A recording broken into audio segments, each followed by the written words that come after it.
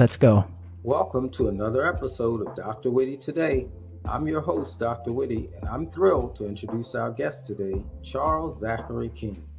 Charles is a multifaceted entrepreneur, military veteran, and passionate advocate for underserved communities.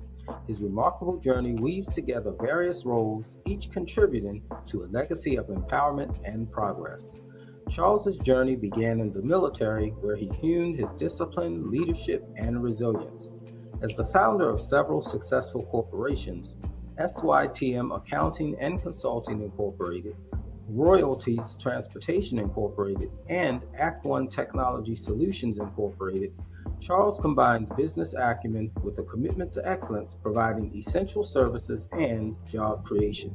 He's also the visionary behind the acclaimed podcast, America in Black and White, where he amplifies voices from marginalized communities, fostering understanding and unity. Beyond the mic, Charles shares his insights through his blog, Changing Trends and Times, and authoring books. Holding an MBA from the University of Phoenix, Charles advocates for underserved African American communities and LGBTQ+ rights. He envisions a future where transportation companies prioritize sustainability and IT companies embrace diversity and inclusion. Charles's legacy is one of resilience, compassion, and unwavering determination. As he continues to build bridges and challenge norms, he exemplifies the spirit of positive change. Stay tuned for an engaging conversation with Charles Zackary King. Listeners and viewers here and at home, please welcome our host, Dr. Whitty. Welcome. Good evening. Good evening. You are watching Dr. Whitty Today, and we have an awesome guest with us today in that of Charles Zackary King. Sir, how are you doing? I am excellent. Thanks for having me. All right. No problem. We've talked about this for a while, so today is it. And we're going to talk about a couple of things today. So those of you that are out there, grab your popcorn, grab your water, your Kool-Aid, your juice, whatever it is that you drink. Some people say pop, whatever it is that you have, grab it.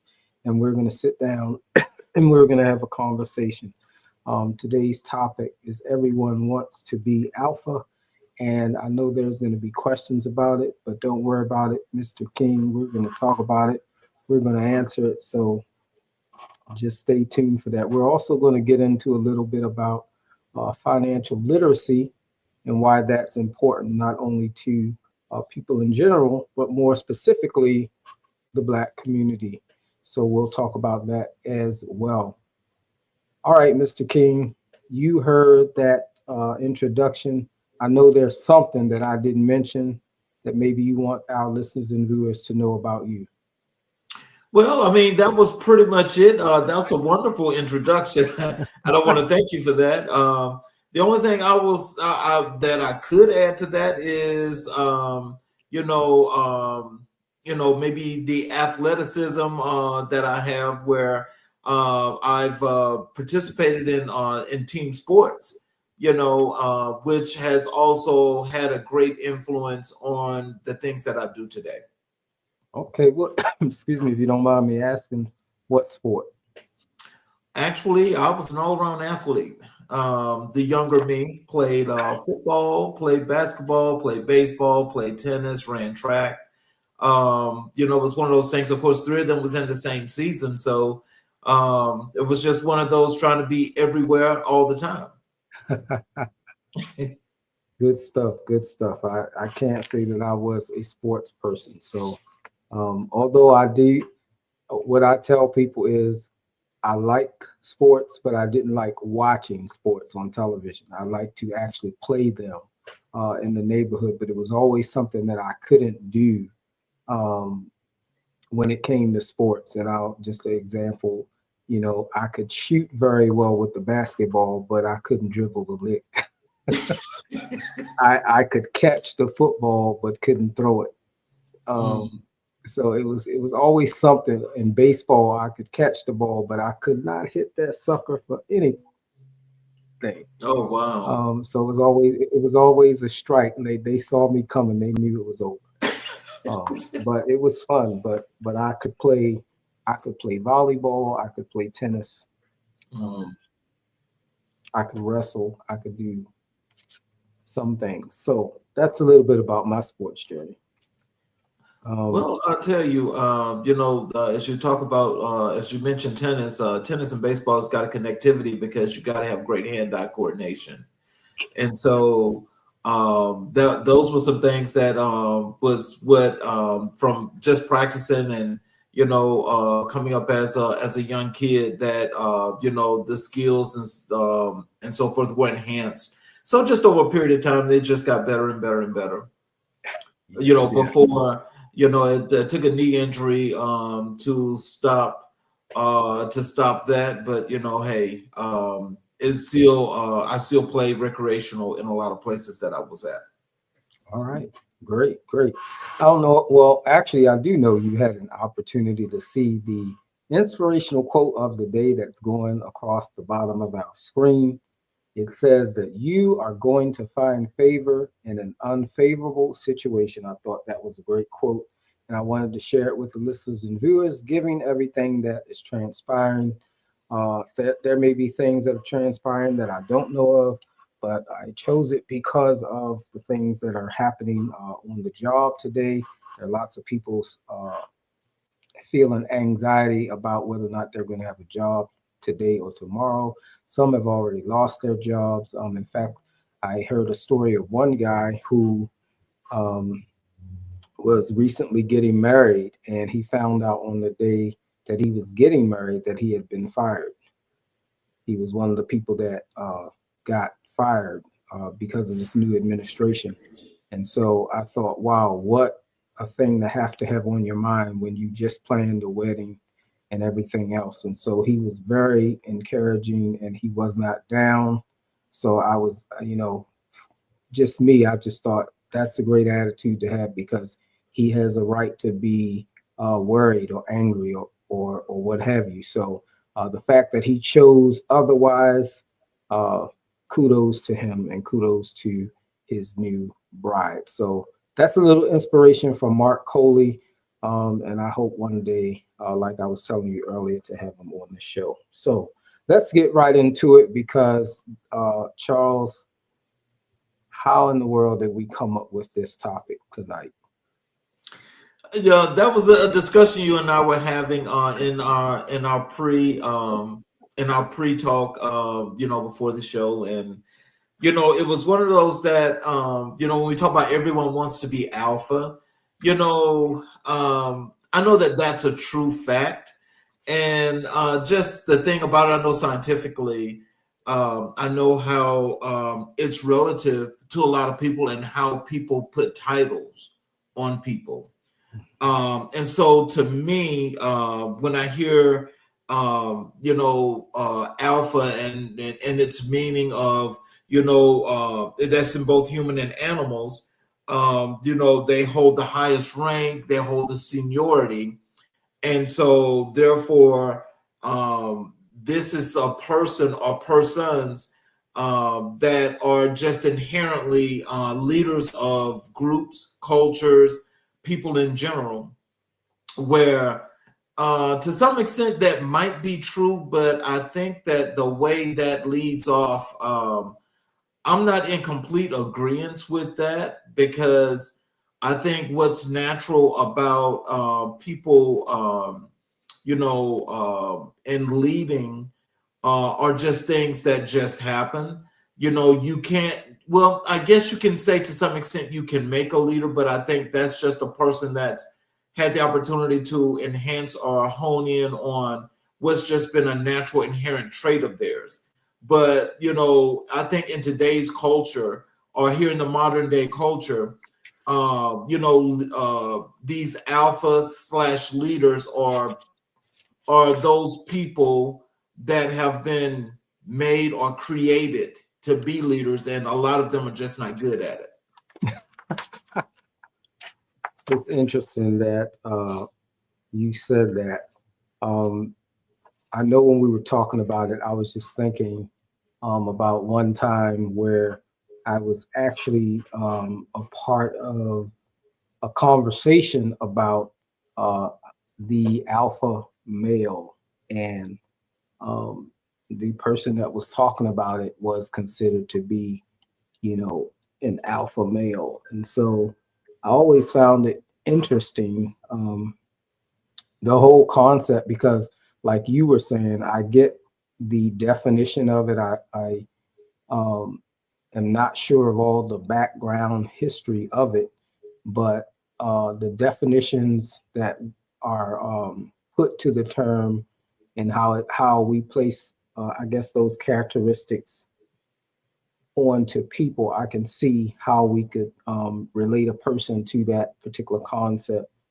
But what interests me and what sparked the conversation was when um, I was listening to a conversation, and there was some discrepancy about whether or not there is, in fact, a such thing as an alpha male. And I think that's how we initially came up with this, because on one hand, some people say yes, and then on another hand, some people say no, there's no such thing as an alpha male. In fact, when you look at where it come from, I guess if you relate it to animals, they considered the alpha male somebody who, I guess, he held, like you said, the highest rank in that particular pack. Like, let's just say wolves or gorillas or monkeys or whatever. And the male, he was usually elevated as the alpha male because, you know, perhaps he was stronger than all the other males. And he would only not be in that position if he was overcome by another male of his same species or whatever. But Well, go ahead, go ahead. I would just call that, to me, that's ego. And so my thing is, because you got a big ego, that does not mean that you are an alpha male or you Yeah, are a leader. And the example that I use is the lion kingdom, because normally the alpha lion is the one that's considered with the biggest mane. So he may have the biggest mane, but he doesn't even go and um, hunt or gather food for himself. It's the female lion that does that, the Nittany lion. And so if she didn't go and get food, he wouldn't even eat. So I guess most men that have that big ego will say that makes him the king because his woman is doing all this for him. Well, no, she's doing that because she don't want him to eat the babies. yeah, So, so I yeah, doubt very seriously, by having a large ego, and because you may seem to be dominant in a culture or a facet of life that makes you an alpha male. No, sir, it does not. Not in my opinion. I find it. I'm trying to find this something that I came across when I was looking at this subject, and I want to read it because I want to get your thought of it. But I'm going to read it. It says, maybe the supposed human alpha male is a combination of disgruntled male wish fulfillment and borderline pseudoscientific justification for resorting to bullying, intimidation, and generally all round unpleasant behavior by men hoping to impose their will on a world they find too complex and unnerving, so revert to their baser instincts to get what they want, despite knowing deep down they don't deserve it and shouldn't have it. Well, see, again, that goes back to egotistical. Yeah, And so that just basically tells us the story of this person that's been thrust into a position or a leadership role that definitely does not deserve it, is not a leader, but is just in all of his weakness, and has got this thing where people want to support this weakness because there's something about him that makes them just love him. That doesn't make him an alpha male. It does not. But I mean, hey, the way it goes as to how psychology speaks to the definitive definitions of what this means. It helps those people that's fragile in many ways to feel more confident about themselves. And we want people to feel confident, don't get me wrong. But I mean, I just don't, I just can't associate that as being an alpha male. All right. Well, tell us, what's your opinion? What characteristics do you think uh, forms an alpha male? What in your opinion classifies one to be an alpha male?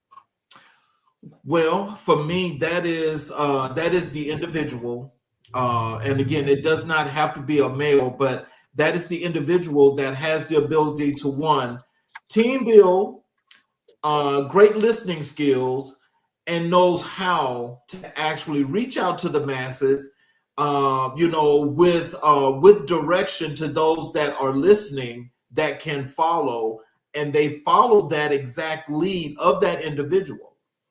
Now, when we look at, in particular, as what we say is like in a presidential situation where he's supposed to be the leader of the free world, we've not had always great presidents that have been great leaders of the free world. So, again, it's just one of those things that, it's all about, just likeness from those that feel more comfortable with an individual. So comfortability is how a lot of people see what an alpha male is supposed to be.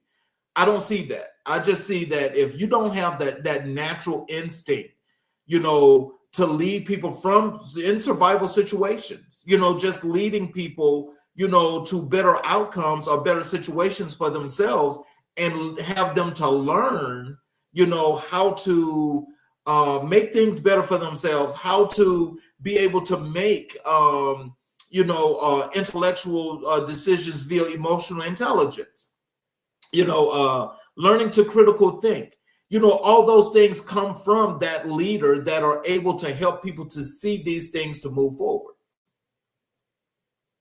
Okay. And so what I get from that is your opinion would be, excuse me, that this alpha male or this leader can lead without leading with fear, with intimidation, through bullying, things such as that. Right. And for some reason, when you look at some of the people who classify themselves as an alpha male, will take a person who's in office right now but has been referred to as an alpha male. But when you look at certain things that are being done, you see fear. Things are being done based on fear. Things are being done. You just seen a clear example of bullying with that incident in the that occurred the other day in the White House. So it brings a question. Okay, is this what, if you are a person that is seeking or trying to be an alpha male, is this what I want to be like? Do I want to be like do I want to lead with fear? Do I want to be a bully? Do I want to be a brute? Do I want people to run and, be in fear of me? Or do I want that type of fear that's respect? I'm going to give you this example because I mean that's a perfect scenario that you mentioned. And I'm going to tell you that the last time I was actually an employed individual, where I'd always been doing accounting work all of my life, right? But I was an actual federal employee with the United States Department of Labor. From that ended. I ended that in 2018. That's when I decided it was time for me to go. And at this time, this same person was actually occupying the White House. At that point, it was then and there where the writing was always on the wall as to what was transpiring, because our government as we knew it had started to change then. I realized at that point that if I didn't step out on faith to do what I wanted to do from a whole perspective, everything that I wanted to do, or maybe just showcase the things that were important to me and how I saw life to be for me, then I would have been caught up in this very same situation. And so it's like you cannot lead people, from a bullying perspective, and from fear and telling people, oh, I'm going to do this, I'm going to do that, which I will say, as he said, these things that he's going to do, he has done them, but it's not him, it's the folk that's given him this agenda that he's just only signing a stamp of approval on. That is because he does not have the natural ability to lead people. If that was the case, then he would not have gone bankrupt more than 6 times, over this span of time for these 80 some odd years he's been on the face of this earth. Because a strong businessman, there are plateaus where you do go up and you do go down. But if you have to bankrupt yourself this many times, what makes you an alpha leader? I mean, those are true signs of someone that, one, does not have the intellectual capability to not only lead people, but to do what's necessary to be prosperous in this community, to be fruitful really when you want to build things instead of tearing them down. So that's all I see is destruction. So for some people, they may see it different, and everybody's entitled to their opinion, but I don't see leadership there. All right. That's a lot to chew on. That's a lot to chew on. But thank you for that. Well, okay, great. We still got time. I want to go to a couple of questions, and I'm just looking at my list here because I want to make sure I don't ask anything that we already kind of talked about.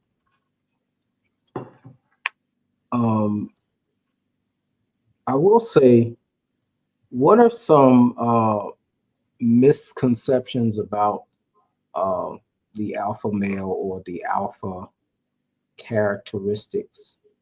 What are some misconceptions about the alpha male and what people should be aware of when it comes to those misconceptions? Ooh, society has got that all wrong. Aggressive and domineering. Those are the top 2 things that people think about when they say alpha male.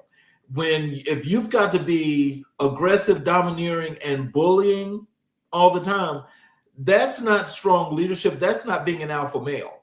Because what message are you getting out? If you're going to get out a message by saying, oh, I'm going to bully you and I'm going to browbeat you until I make you do what I want you to do. No, sir, that's not alpha. That's not being an alpha male.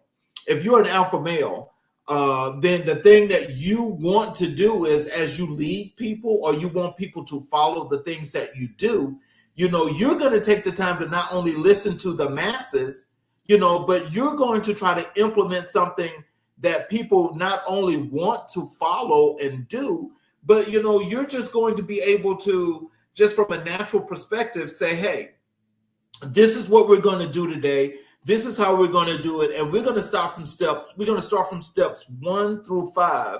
We're going to follow this platform and we're going to do this together and we are going to build this, So when you're looking at it from that perspective, that's a real leader. That's a real alpha male, but this concept from a societal perspective today, no, I don't see that, as the real alpha males are the ones that are being repressed, suppressed in many, many ways that people never even know who these people are until there's an uprising in some shape, form, or fashion where you start to have what they call new leaders that have taken on roles that are growing different things from different subsects of the culture that people are following because they like what's happening over there. So that's what we have to be careful with people that we say who are alpha males and who are not. We just have to be careful about that. Not what society says, this is an alpha male and this is your leader, because that person, I don't know, you just have to be careful about those things. You just got to be careful. It's interesting that you that you say that, because you're right. Most of the time when you think of what society label as an alpha male, it's characteristics such as the person is tall, they're confident, they're loud and boastful, very, and then there's always they're attractive and they women cling to them, or they, things like that. But one thing that struck me was when I was reading about it, one of the characteristics that I had came across was that the alpha male is quiet. And that was the first time that's the first time that I'd ever saw that particular characteristic when I was reading about it. I read something and it said that one characteristic about the alpha male is that the alpha male is quiet. And it made me think of, I don't know if you're familiar with in the Bible, when the Bible was described Moses as meek. Mm-hmm. And meek and humble. And so basically it was saying that he was calm under pressure. He wasn't like, a fireball, like society declares a alpha male to be somebody that's kind of like a fireball, like take no prisoners, he's the boss. He's over the rest of the pack. You don't play with him, whatever. Mm-hmm. But I thought that was really interesting for the article to say that the alpha male is quiet, that he's calm under pressure, that he's meek. And so, like you said, it has to be somebody who displays leadership, not somebody that just flies off the handle. Mm-hmm. Somebody that exercises intelligence. Mm-hmm. Takes the time to think and be very strategic about what they're about to do or say, or how they're about to lead people. So I thought that excuse me, I thought that was great, because that to me is what I heard when you were just giving your description of an alpha male. And that's very true. Because when we look at how ever since the 19th century, here in America, leadership has been about what they call alpha males. Have been led by Neanderthals that strictly are about one thing, and that's destruction. And so everything that they do, as you mentioned, they're loud. They're boisterous. They want to be out there in front, and it's like, hey, look at me, look at me. I'm the leader. I'm the leader. You don't need to tell folks that you're a leader if you're a real leader. You don't need to do that. You see, that's just something that's being thrust upon folk to make them feel comfortable. Well, when it comes to leadership in general, it's not about making someone feel comfortable. If you are that natural leader, then that's a thing that you're just going to do innately. And so I think from an innate perspective, when a lot of our males, like I say, that are, just doing what they do from their natural perspectives. And a lot of times they don't even think about it in that way, because it's not about, oh, well, I got this big old ego. I got all these folk following me. So, it's like, I can do whatever I want to do. I can do what I want to, when I want to, how I want to, but people is just going to accept it. That's what we've got here in this 21st century. And see, that's not real. Because as we go further into time, and we're talking about following real leaders are those folk that are going to present to us in that way, that they're going to have things set as a real agenda, that people want to listen to in order to get to a place. Right now, there is nothing that signifies from a leadership perspective that we have something that we can follow that's going to take us to a real place, So again, for those that just want to follow somebody, they're following somebody because there's an agenda of, I've got something coming. And so, like right now, and I hate to say it this way, because, it's just like when we talk about, when we want somebody to, we wanted people to lead this country. I think when you can misguide, and you can have ways of making people believe, when you prey on fears and, just making people believe that, this is wrong, instead of just people having a lot of natural abilities to think on their own.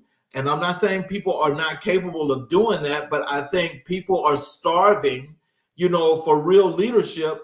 And those people that can actually do that, they're not getting what they really want. So now, when you say you're getting the bang for the buck, I think reality is reality, and reality is setting in, especially on this culture today, because, hey, you got what you asked for. So just deal with it, because you can't take it back. Wow. Well, I think that's a nice segue into our commercial break.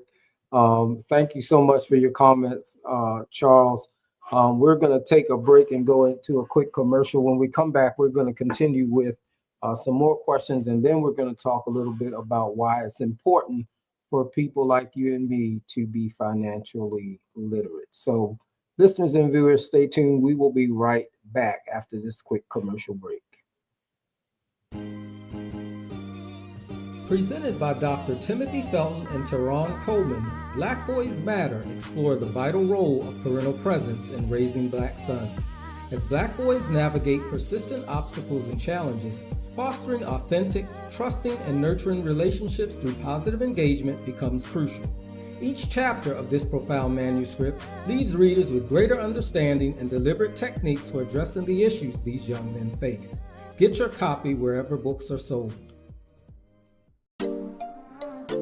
Dr. Candicia Randolph's book, The Black American Church, Leadership Dispensation and Challenges, critically examines leadership within the Black church, drawing from historical and anthropological perspectives. It identifies challenges faced by this vital institution in the Black American community and proposes practical solutions. The church's impact on Black culture and leadership is explored, emphasizing its historical context and influence over nearly 5 centuries. Through research and data, the manuscript aims to enhance the church's effectiveness and cultural relevance. Get your copy where books are sold today. All right, welcome back. We've been having a great conversation with Charles Zackary King. We've been talking about everybody wants to be alpha. And so we described some characteristics of an alpha. We talked about some things that alpha leadership is and is not. And so I have a question, and it says, how can individuals balance the desire to be an alpha with the need for collaboration and empathy in leadership roles? Oh, wow. Now, see, that right there is what it is to be an alpha male, because if you learn collaboration, that means that you're team building.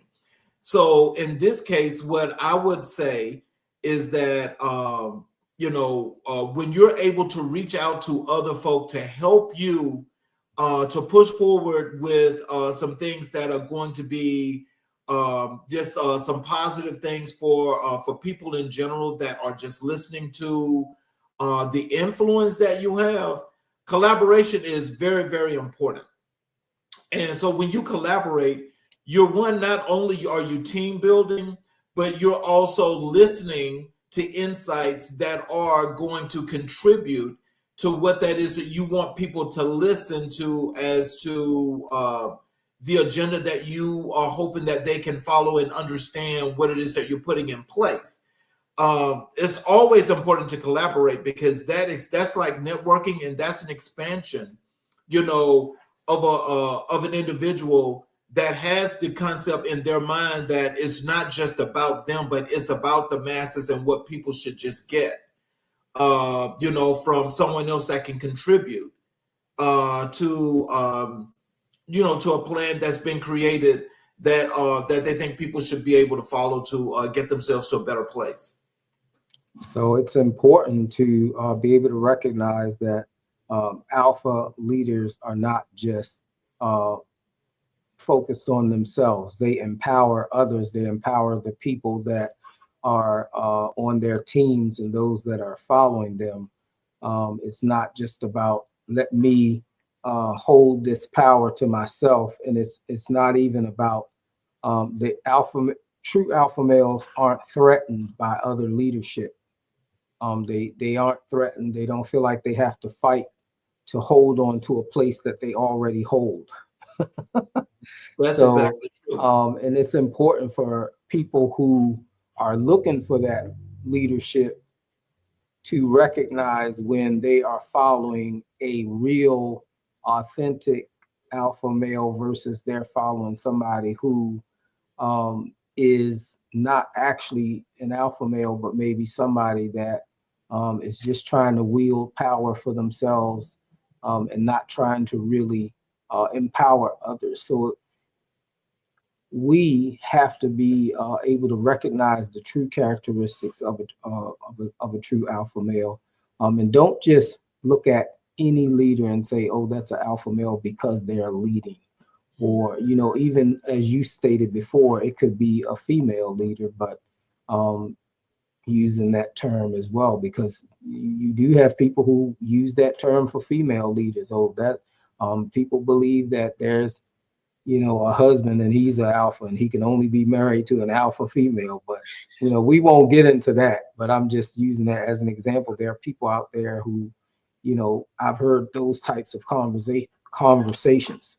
So if you are somebody that's looking for leadership, or you already have leadership, it's important to recognize those characteristics so that that you're not just following, and that this whole leadership or this whole team or this whole collaboration is based off of fear or bullying or any and such things like that. You want to make sure that it's somebody who cares about your learning and your growth, somebody that is seeking to empower you, somebody that's encouraging you, somebody that wants to see you win.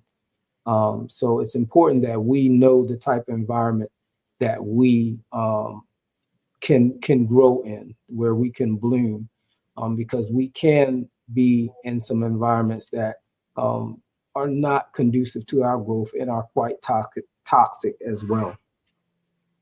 So, what advice would you give to listeners who want to develop their leadership skills without necessarily adopting the alpha persona? Well, I just say, just listen to yourself talking your inner being, because with your inner being, and there are things that you feel that you can get out to folk, or maybe some things that you feel more comfortable about, as to what is a great contribution. It starts with oneself. And so if you're mentally and physically with the mind frame of some things that that can work, some things that that you would like to do, and you can start with yourself first, by making sure that your house is clean before you decide that you want to invite folk into your house. Because if your house is not clean, nobody's going to be willing to come into your house.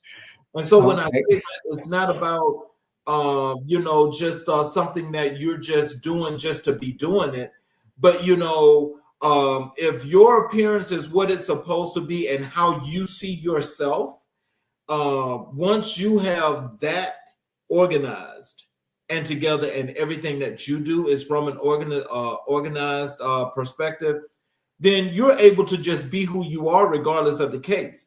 And people will naturally see the things that you do, and if they like what you do, then I'm more than sure that you're going to have an enormous amount of folk that are just going to come to you, in order to just be a part of what it is that you're doing.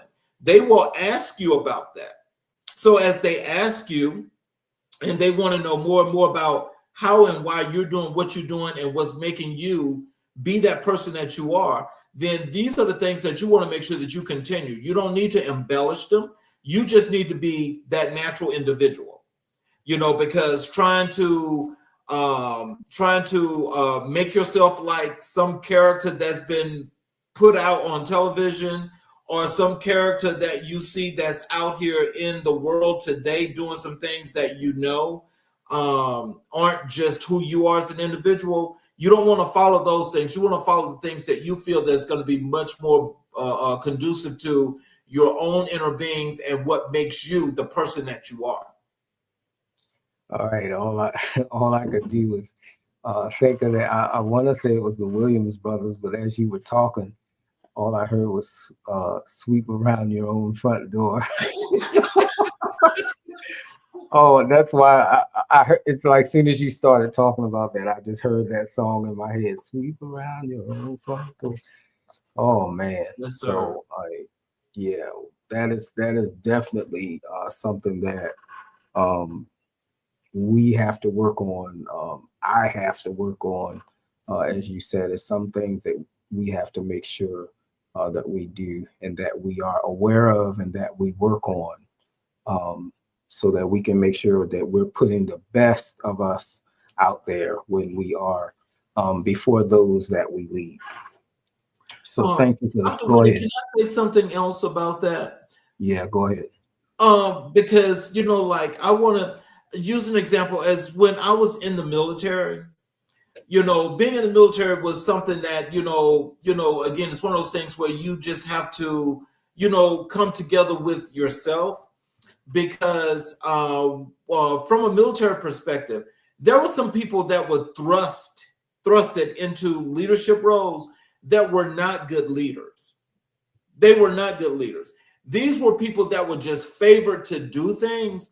And so, again, as you sit back and you notice this and you are able to observe this, these are some qualities that people have to learn about, as you're saying, about the quiet man, the real leader.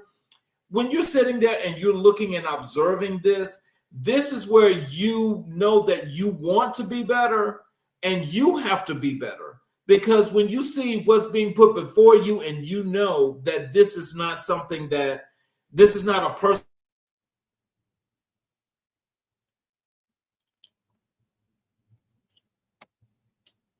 Oh, I think we got some freezing going on. And well, we'll see what happens when he comes back. So just to talk about a little bit where I think he was, going, just talking about being thrust into different leadership roles and having to grow into that leadership role. I can even think of myself being in the military, and there were some roles that I was in, and I don't think that they were roles that I necessarily couldn't handle, but they were designed to grow me not only as a person, but a leader. And so I even can remember having one particular time where I was in a leadership role. I was always in a leadership role that was at least one or two grades above what my actual grade was. And so it was oftentimes a learning experience and a gradual growth so that I could come up to that particular level that I should be on or that I was already on. And so most times I did it very well and grew and became one of the best at it. But I can remember there were certain people that did not necessarily consider me a leader or maybe even a good leader because I wasn't a person who walked around, hit my chest, or I didn't raise my voice, I didn't yell. I didn't. There were certain things, certain characteristics that I did not display because that was not me. But one of the things I remember is one of my senior leaders that supported me in getting this leadership role. When he went in to talk about me as a leader, oh, I think we have Mr. King back. So if we could bring him back on the stage. There you are. And we'll get right back to you. I just started talking. I can remember one of my senior leaders pretty much going in to talk about me in reference to a role.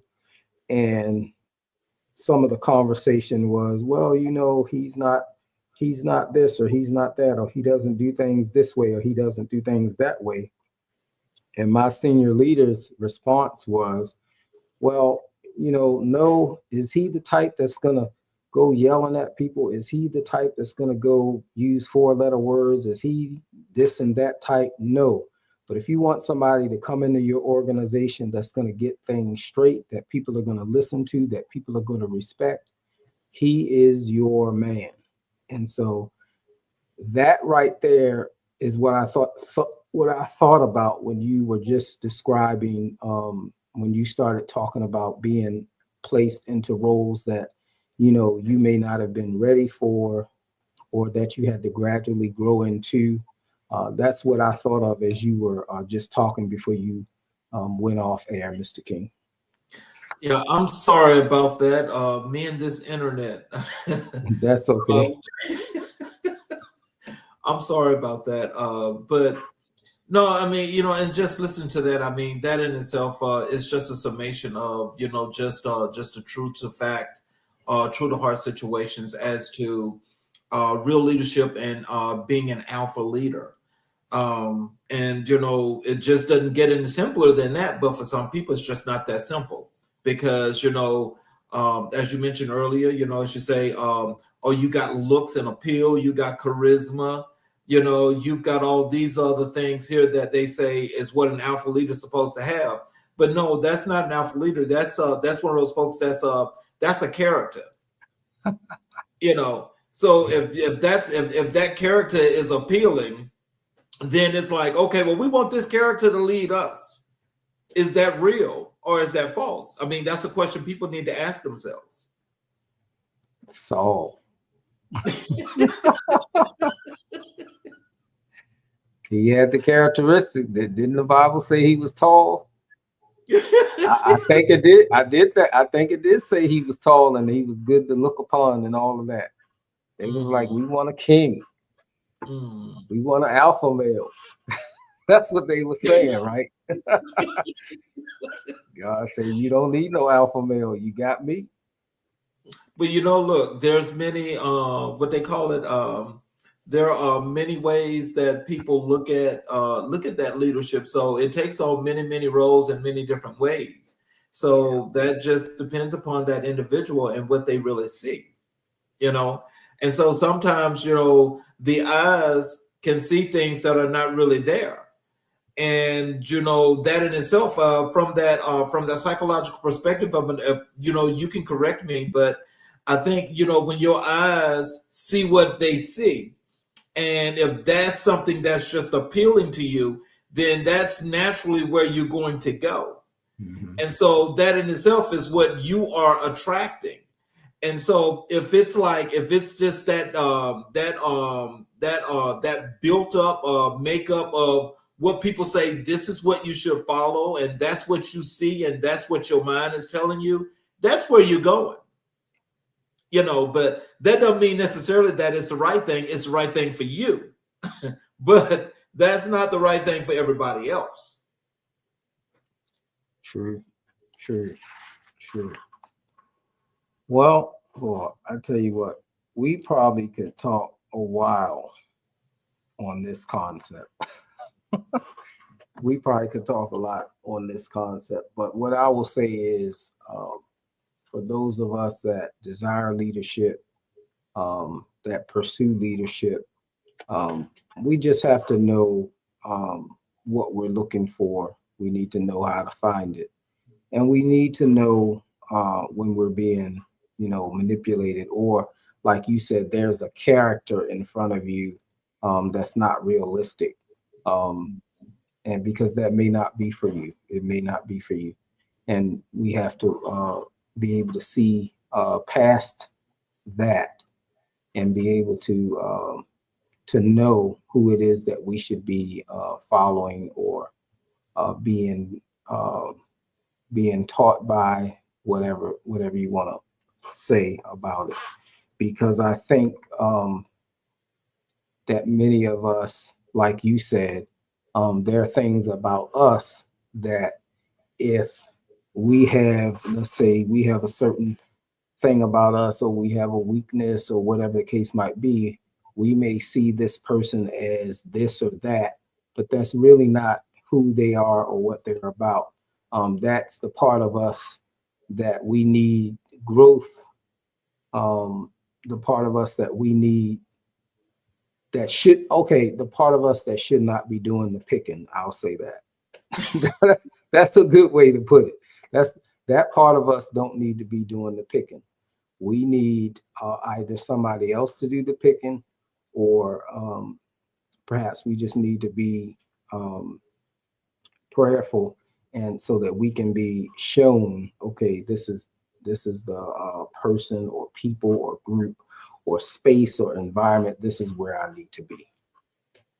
Well, that is my main reason for having a targeted audience of the underserved, marginalized, and LGBTQ communities, is because for those facts alone that we just stated, is that I like to make sure that people understand that I want to give them that opportunity to have the abilities to see the things in which are being presented to them, to have the opportunity to make those decisions themselves. I'm not somebody that's going to say, hey, this is what you need to be talking about, or this is what you need to do.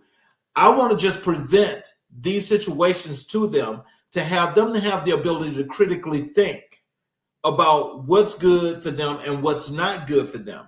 Because when you start trying to tell people, you need to be doing this, or you need to be listening to this for this reason, again, that's not leadership, that's dictatorship. And so I think the more and more we open up our minds as people, as a whole, and we actually see what's real and what's a factual thing as to what there is, if we are going to create and set a real standard, then that's what we should follow. But for some people, again, it's like, hey, you got some folk that just like the mess, and they like what's a hot mess. When it's a hot mess, it's like, okay, I love this, let me be a part of this. So when you're part of that hot mess, you don't know what's going to come out of that. Yeah. All right, thank you. We're going to shift gears. How much time we got? I think we have about 10 minutes left. We're going to shift gears because I really want you to talk a little bit about the importance of financial literacy in the Black community. So we'll just start there. Well, when it comes to financial literacy, I've made it my whole desire and purpose, as of what I've seen here in these last 15, 20 years when it comes to our community. That is for people that look like yourself and me.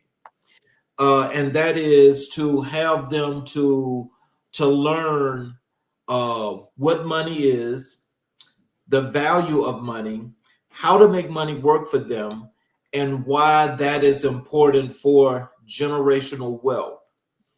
It is just a factual truth that people that look like you and I were, our families traditionally from ways back, we're not thinking about generational wealth because everybody has always been on the survival tip. And so as we've been etched into this 19th, 20th, 21st century here, we're still behind, and we've been behind the ball for, at least 200 years, regardless of the case. Now, having the strives to make up to know that, if you want to, and if you've got some liquidity to maybe try to have a diverse portfolio that's working for you via the stock market, having you one of those real great insurance instruments, where you've got policies that can work on your behalf, that allows you to not actually have to use physical money, but use it as as a tool that you can use it in order to, you can leverage it, shall I say, to have some other things work for you in the meantime, and it's your collateral. So it's just a matter of finding those right products and having people to understand why you want to have that life insurance, why, if you're going to create more wealth, why it's important to learn a little bit more about the markets and how they work. And you don't have to go and just start putting your money in the market. You can start small where you don't even have to buy an enormous amount of, of shares in different stocks or mutual funds. You can start out small, and as time progresses, you can always add to those things. But the key thing is, especially if you've got young children, is you want to be able to have these assets that as they trickle down, you may start a business also in the process, that this is something that stays in your family that goes on forever and forever and forever. But you've got to understand and know how to structure these things from a legal perspective, that one, that business will never be sold, and fix it around, what your family structure is going to be for generations to come, that they'll always have something that's going to continuously to put them in a point that they can go from the front instead of from behind. And so that's what generational wealth has to do for our communities. And these are some things that we need to learn as these things are evolving every day, because we know the Bitcoin and Forex trading is now one of the hottest things going right now. And so with some people don't actually know that, if you're going to start to get into that kind of game, because I call it a game, that you don't have to have an enormous amount of money to actually get into those things. I'm still learning what this process is, but I think, to my understanding and from a guest that I had, is that you can take like just $10 and start out into the Bitcoin area, and you can grow that and grow that and grow that. You just have to know, as Kenny Rogers said back in the day, when to hold, when to fold, And so as you continue to learn how to move and shake through that, you can bring in more money that you'll be able to take out. You can leave some in and just keep it rolling that way. But that don't mean that, you just say, okay, well, I got money in that, so it goes up and down. So it's just going up and down, and you're still losing. If you're losing money if you're not actually just focused on that and making sure that you know when to look and what to look for in order to continue that growth. All right. Thank you. I have a question. What do you think are the biggest barriers to financial literacy for Black boys and men in our communities, and how can we begin to overcome them? Now, I know you just mentioned what you mentioned, but what are some other things that you consider big barriers? Celebrities. Okay. Celebrity status. Celebrity status is that's the worst thing in the world, because those folk are not contributing to your community, and the only thing they want is your support, which means they want your money. So as you're giving them your money, you're not getting anything back, not only to build your community, but you're not getting anything back to, let's say you fall on hard times, or you're going to be able to call one of these folk up on the phone and say, hey, I need $5,000. Can you send that to me? You don't even have access to them. Celebrities are the biggest downfall to our communities, because people want to look like these folk, be like these folk, and they came up on the backs of folk that look like you and I. So they have the opportunity to not only succeed and excel, but having the ability to give back. Most of them are not going to do that. I'm not saying that they all don't, but most of them are not going to do that. Where they at right now is, I got mine, so you get yours. So they're saying they got theirs off your dime that you're giving them. But hey, now that where we find ourselves right now, I don't think any of us can pick up a phone and call any of these celebrities that look like us and say, hey, I need some money. I just had this you know what? I just had a similar conversation like this with my producer about celebrities and what they represent and how our community strives so hard to look like them and be like them, and we're just consumers of their product, but getting nowhere, because that's consumption. That's not building us as people. That's not an investment. That's entertainment. And so, Black people have been known to spend the most money on beauty and entertainment and food, but nothing else.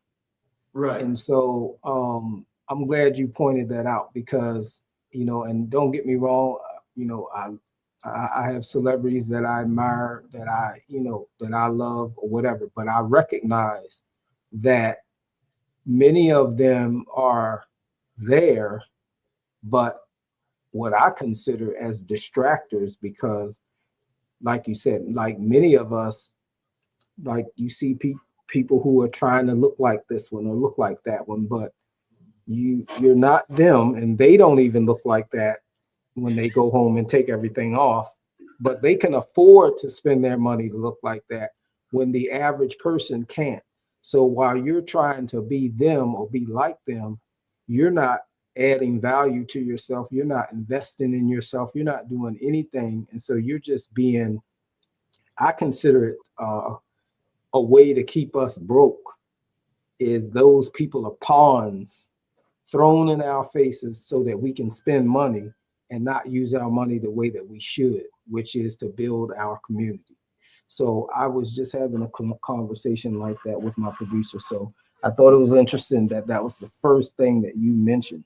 So how important is it to integrate financial education into school curriculums, and what age do you believe is the right time to start teaching these concepts? That's like the question of the world, and I will say that that's a really good question, because I think that is something that should start in elementary school. Now, I will say that I recall that when I was in school, to some extent, there was like two different versions of math, that was actually being taught. That traditional algebra, trigonometry thing that was being taught. Well, we also had this thing that was called consumers math when I was coming up in school. And what it taught us was, one, how to consume, but also how to balance a checkbook, how to make sure that when you're putting money in the bank, to make sure that you not only keep that ledger balanced, but always at all times what you got. You see, now they don't do that. So now what's being taught now is they just teaching you, how to look at marketing, advertisements, and how to go spend your money. That's what they want to teach you. That's always How to important. be consumers. Yes, exactly. Exactly. And so, they're just, I think that should start in, in grade school curriculums, that they should integrate those things, to teach people, some parts of financial literacy. So as you're getting through your school years, it's something that's going to be ingrained in your mind that you're always going to know. Now, also, before these kids even get into the schools, I think it's something that as families, these are some things that we should be teaching our children anyway. Because I can recall, and I can say this unequivocally, that I'm so used to watching my mother and my grandmother before times evolved. Everybody was always, making sure that they just kept that money. They wasn't using banks because they didn't trust banks. And so just over a period of time, when they finally got into that process, it was a slow process, but it was one of those things that, hey, this is not what you do, but this is how you need to save your money. So you learned how to save that money, but you didn't learn how to use that money. So you're getting one side, but you're not getting the other. So now as times are evolving, we need to make sure that our kids know from start to finish, this process of learning. You got this money. making sure that you learn how to manage your money. Make sure you know how to use your money. That if you're going to splurge, you don't splurge and buy $3,000 concert tickets, or you don't splurge and go and buy $500 tennis shoes, because there's no value in that. Watch If out you now. want to watch those folk on TV, watch them on TV. Okay, if they come on TV, that's fine and dandy. But there's no use in just throwing money away like that, because those same people, like I said, they're there for a reason. But when people got them to that point, there was just an understanding that hey, you would do this to give back, but they say no, thank you, and they're off and running. All right. So we're before I say this next question, I'm going to ask you one more question, but I'm going to say that you got to come back because we're going to do a show on financial literacy. Yes, sir. And one of the things that I want you to keep in mind, because I want to bring this up, is I want to talk about the problem of grinding. Oh, wow. So you already know what I mean when I say that. So that's going to be something that we're going to talk about in that show. So just keep that somewhere in the back of your mind. Another show, financial literacy, and we're going to deal with the problem of grinding. Yes, sir. So, okay, one more question, and then we're going to get out of here for today. What role do parents, mentors, and community leaders play in promoting financial literacy among young Black men, and how can they be better supported in this effort? Oh, wow. That's a really good question, and that's a major question, because that's at all times is the part that they play. And what's real about that is, Dr. Whitty, as you mentioned, as you asked that question, I mean, that question is something that should be ringing out around this whole world right now. Because for one, parents need to learn to set the example, for their kids and where things are today. So the perfect example is where we are right now today. There are an enormous amount of people, an enormous amount of parents that have splurged and just not done their due diligence for the children to set that example, that now they're like sitting here on pins and needles, not knowing what's going to come next. And so because they don't know what's going to come next, they have not planned for survival. Okay. Always be in survival mode regardless of the case, and plan for that, because if you don't have the emergency plan, then you got a problem. So what parents and mentors should be doing are they should be telling these younger kids that's coming up into this 21st century is that, hey, what you need to be understanding right now is how to make money work for you. You need to know what money is and how to value that. The one thing that is most important, which we'll talk about in that next show for financial literacy, are people that need to know the rule of 72. There are people that are in the financial markets right now today that do not know what the rule of 72 are, but they're selling products to people. Now, you talk about a contradictory. That's contradictory. That's contradictory, because the rule of 72 is the first thing that you want to know when you're talking about financial literacy. You need to know how much money you got and how to make money work for you. If you don't learn that process, then there is no way that you're going to, set yourself up for success going into the future to have a legacy. And so we'll discuss the rule of 72 the next time I'm here, and I'll break that down as to each and every part of that and how people should learn these calculations as well. All right, thank you. Make sure I'm going to write that down, but make sure you write that down, because that's 2 talking points. The problem with grinding and the rule of 72. Yes. All right. That's going to be great. I look forward to that. And we'll talk more offline about when we'll actually come back on and have that show. So I just want to say, Charles Zackary King, it has been a pleasure. Thank you for coming on today's show.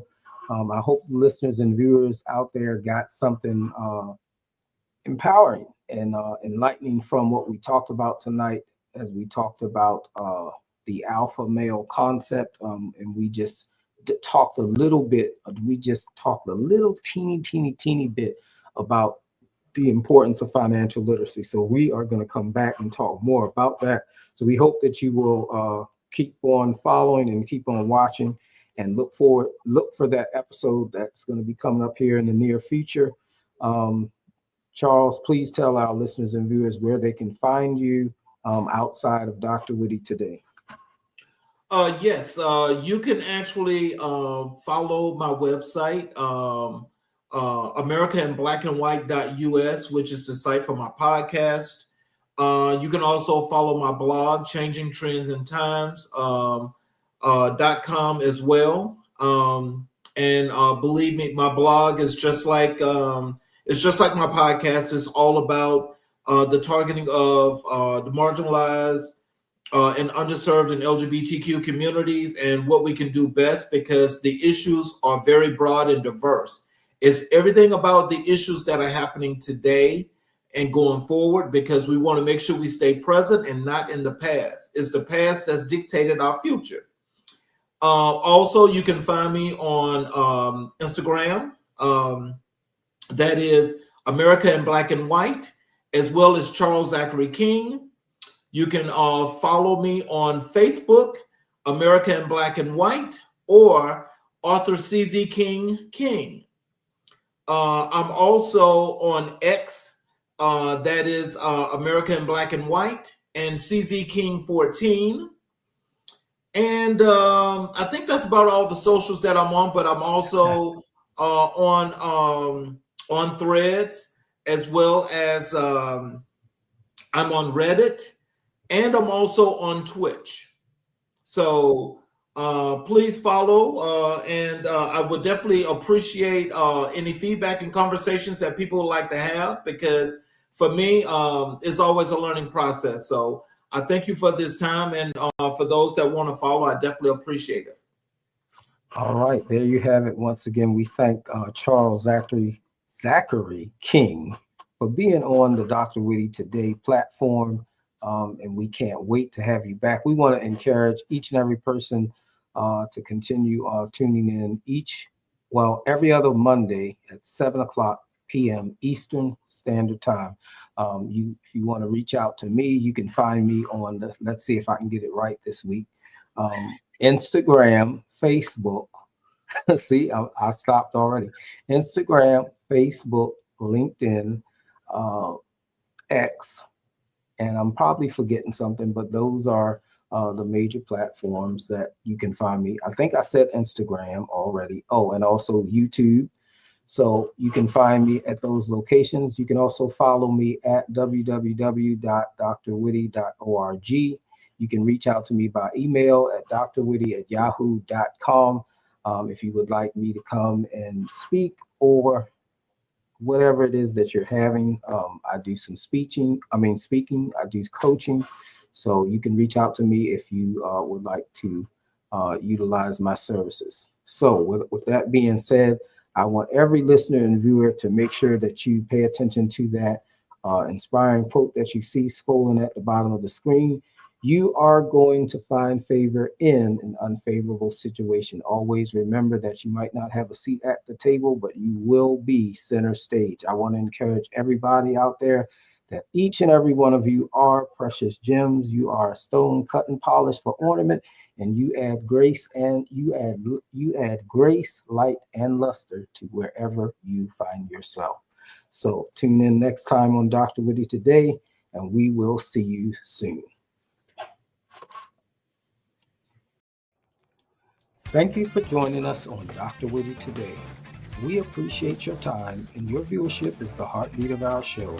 If you enjoyed this episode, hit the like button, share your thoughts in the comments, and most importantly, subscribe. Your support keeps us going, and we can't wait to have you back.